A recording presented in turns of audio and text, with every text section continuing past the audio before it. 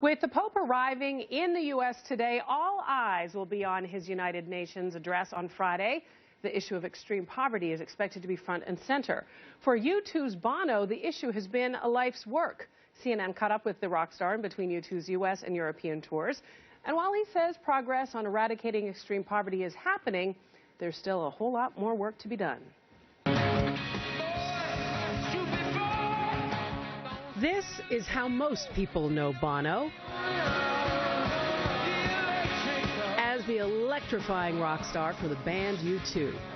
If it goes down by that amount. But away from the lights, this is Bono's other main stage, the continent of Africa.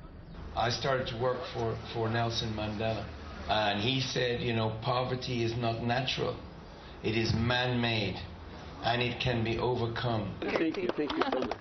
Poverty's it's an easy word to throw around, but it's not simple to understand.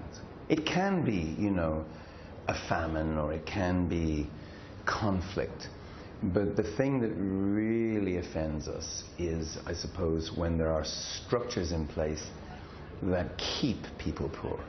That's the thing that really gets me going. CNN met up exclusively with Bono in Lagos, Nigeria, after a stop in Rwanda, where a small bipartisan U.S. congressional delegation saw firsthand the progress and the plight facing first responders on the ground. It had been 10 years since Bono visited Rwanda, but he promised that he'd be back. When I first went to Rwanda, we had finally got across the line universal access to ARVs, AIDS drugs. And I was in a hospital, a teaching hospital in Kigali, and I witnessed 6 people, 3 of them patients, under the bed, on top of the bed, the despair of people receiving their diagnosis and realizing it was a death sentence. So an accident of geography, literally, where you live, was deciding whether you live. Bono also made a promise to this woman, a nurse. What's your name?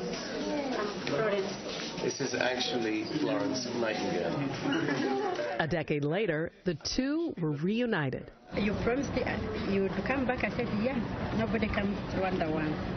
Here you are again. Yes. It's wonderful. I'm glad you. It was very moving, challenging for me to realize just how significant the gap is in the quality of care available here and the quality of care available in this, which really is Rwanda's best children's hospital.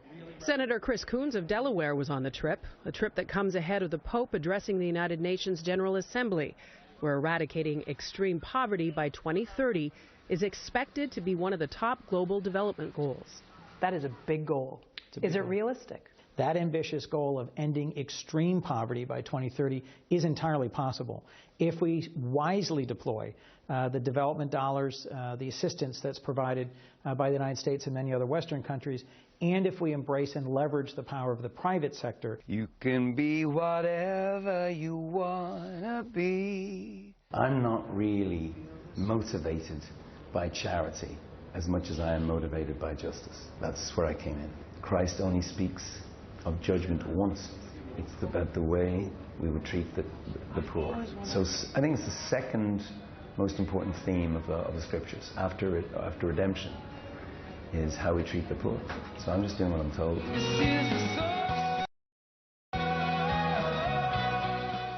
According to the One campaign, there are nearly 11 million people living in Africa today who now have access to life-saving HIV/AIDS medication. That's an incredible accomplishment if you consider that in 2002, only 100,000 had access, Allison. That is incredible. He just continues to do amazing work. Sure does. That's a great story, Michaela. Thanks so much.